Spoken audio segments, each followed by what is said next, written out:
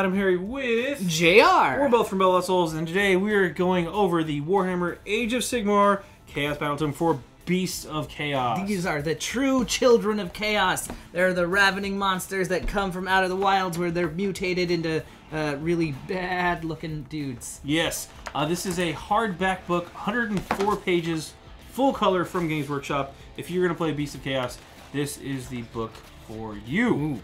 Now, here's the table of contents. We're going to hit the highlights of this. Right. We're going to be moving pretty quick. We're not going to go page by page for obvious reasons. We're just going to stick to the stuff that we think is cool. Yeah, we're going to show off the cool stuff. And quick breakdown on the table of contents. A book is 104 pages. It's about a 60-40 split. 60 of it is lore, 40 of it is rules, because there's a lot of cool stuff for them to get You can see they've really, most of the stuff, this is in one of the cool armies, it's actually mostly plastic. I think it's almost 100% plastic. Almost, yeah. So there's actually quite a few kits in the range. And each one's going to get a little bit of, it's going to get like almost a page, some cases more. Some will have more of lore, yeah. and they'll get their own rules. There's a lot of War Scroll battalions. We're going to skip ahead to one of the sections. Oh yeah, we got to show this artwork off. The book itself is packed full of really cool art. Cool art. We're skipping to page 26 to show off this section right here. Now these are the great phrase. The Lords of Chaos, or Chaos Gods, have dedicated tribes, essentially. Yeah, basically of beastmen. So, and you can see there's one for everyone, and they've got their own rules in the book. You can find the Skull Phrase, who are the dedicated servants of Khorne. That makes a lot of sense. You've got the Twist Phrase, who are the dedicated beasts for Tzeentch. And again, if you have Zangors, by the way, they're in this book. You should totally play this army, because you're, you know, if you've got Zangors, you're probably there already. Yeah, because you've had those other cultist guys. Yeah. There are the Pestigors, who make up the ranks of the Rot Phrase, and then of course the new one. This is kind of an interesting take. These are the Slake Phrase, which I guess is a snake, but not. Yeah, they are all about Slaanesh, and I mean they really sound like it. To the Beasts of Chaos, Slaanesh is the decadent fiend, the feaster, the breeder, and the apex defiler. It doesn't get much more Slaaneshi than that. That's true. But let's kind of that's some of the just a taste of the lore that you'll find waiting for you in this book. Also in the book is a giant painting section showcasing all the models painted by the masterclass painters from Games Workshop. But what I think is really cool, they actually have some really great painting tutorials in the book. So if you want to do icons, banners, scales, something JayArr pointed out, liver spots, which I think is very interesting. They've got detail for like the markings on horns, the striation there. There's a lot. If you want to learn how to paint fur and skin, that this is a great book to do that. It's got a lot of really good step-by-step stuff. And that brings us to the rules. So these are the allegiance abilities that you'll find here. It's got the rules that kind of govern everyone. Now they've broken them down by 3 unit types. So you've got Bray Herds, Thunderscorn, and War Hordes. Yes, exactly. So each one of those unit types will have trigger different battle traits that you'll have access to when you take them. And also they will have access to different command traits, artifacts of power, and not spell lores, because the wizards all have their access to their new, which by the way, we forgot to mention the endless spells. There are 3 new endless spells in here. There's actually, let's show off the picture of them, because I think they're right over here. They're right there. You've got the Wildfire Taurus. You've got the Ravening Dire Flock and Doomblast Dirgehorn. Yeah, which is you mentioned this earlier. It sounds kind of like somebody's character name. It sounds like a character name. Yeah. So anyway, let's talk about your battle traits, because we want to show off that. That's kind of the meat and potatoes of the army. You've got your Herdstone. Everyone gets a Herdstone. It's the big new kit for this book. Everyone gets one. You can put it down for free, and you want it. It does some really cool stuff overall. The big thing that it does, which I think is why you want this so much, is that it has an aura ability that grows by 6 inches pretty much every turn after the first turn. So it starts at 6 inches and it gets bigger, second turn, third turn, etc. If you are a Beastman unit, Beast of Chaos unit, within 6 inches of it, you're basically unbreakable. Right. Which is good. Which is real good. Because you need that. Because your leadership is not the best, but with that Herdstone around, you don't really care.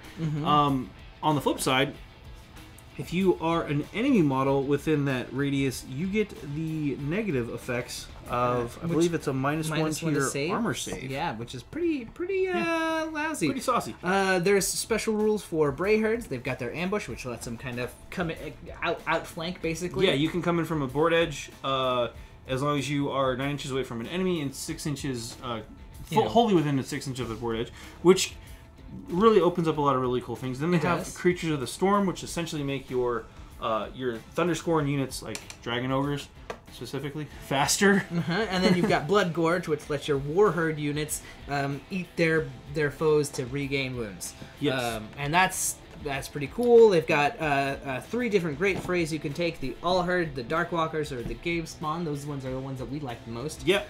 And then, of course, there's the Primordial Call, which is their summoning rules. Now, this one's kind of interesting because the way it works, you get 1 Primordial Call point at the start of every hero phase.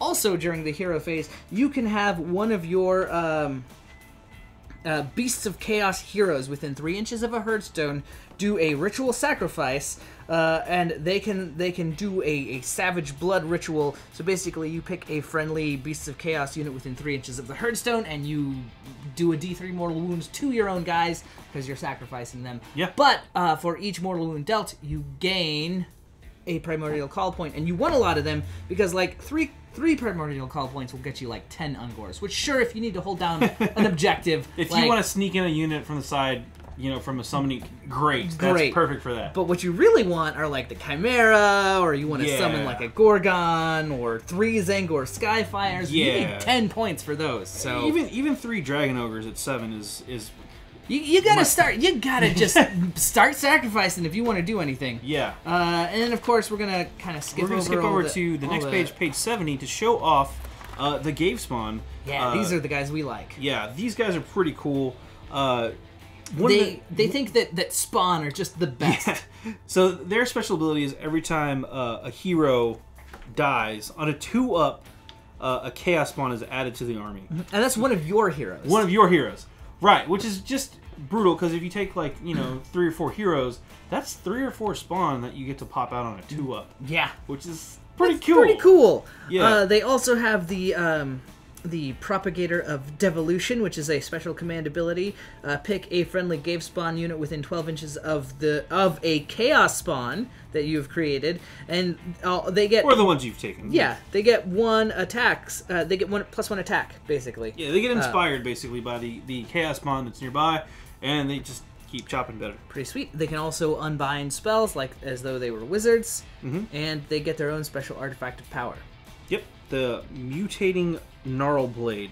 Pick one of the bearer's missile weapons, add to the damage characteristic of that weapon. However, each unmodified hit roll of 1 for the attacks made with that weapon inflict 1 mortal wound upon the bearer of the weapon. Oops. I think it's a melee weapon.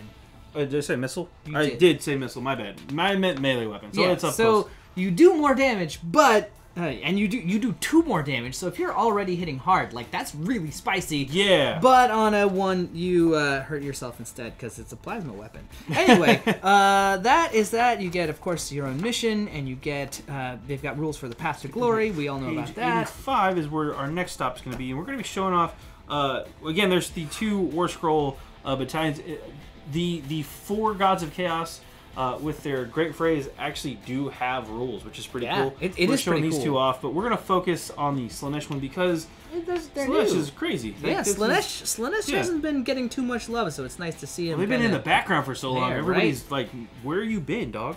So I'm showing up to the table with these guys. You get, so basically, you have to take this specific organization of them, the layout of them. So you have to take 1 to 4 heroes in any combination there, 3 to 6 units of that combination of units, and then 0 to 6 units of those other units, and then finally 0 to 2 units of Cygors or Gorgons in any combination. So this is a full-size army. If you just collected this, you've got a full-size army. You're good to go. And they all gain the Slaanesh keyword, which lets you do all kinds of weird shenanigans. And weird Slaaneshi shenanigans.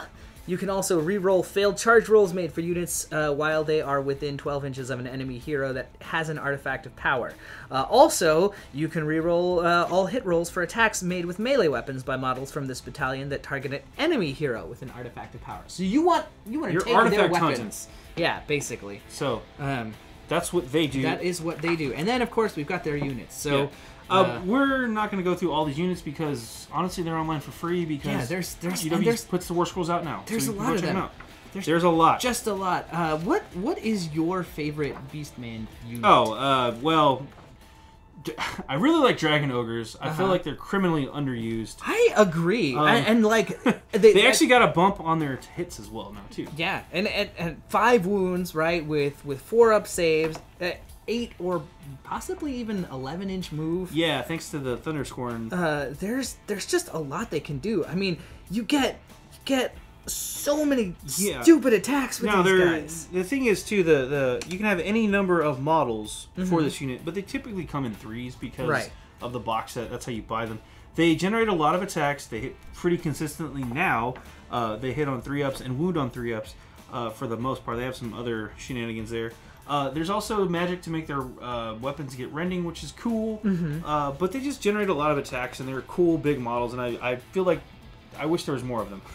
I know... There's a lot of weird stuff in the Beast of Chaos as well. Like these actual Beasts of Chaos. So things like the Jabber Scythe, the Cockatrice as well. The Chaos Warhounds, and then, of course, everyone's favorite, or especially the Gave Spawn's favorite, the Spawn. Yeah, Chaos Spawn. They're actually in the book. As well, and Chaos Spawn in Age of Sigmar are randomly annoying, literally, because they have random stuff. Random stuff. I of course am a Zangor guy. Like I like them. I like the crazy birdmen of Alcatraz. They do a whole lot. They're cool. We've already seen what they can do, so we won't talk too much about them. But I love that you can take them. In your army, they count as Bray Herd units if you field them as part of a Beast of Chaos battalion or detachment or whatever.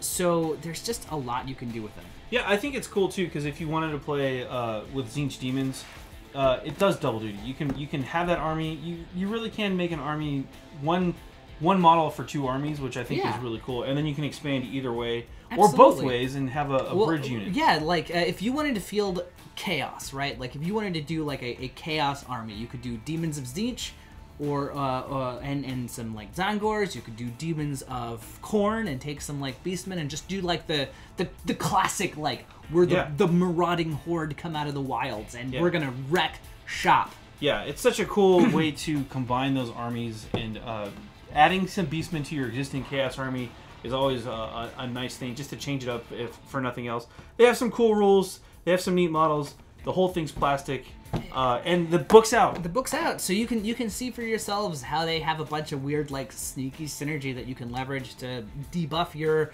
opponent into oblivion. Yes.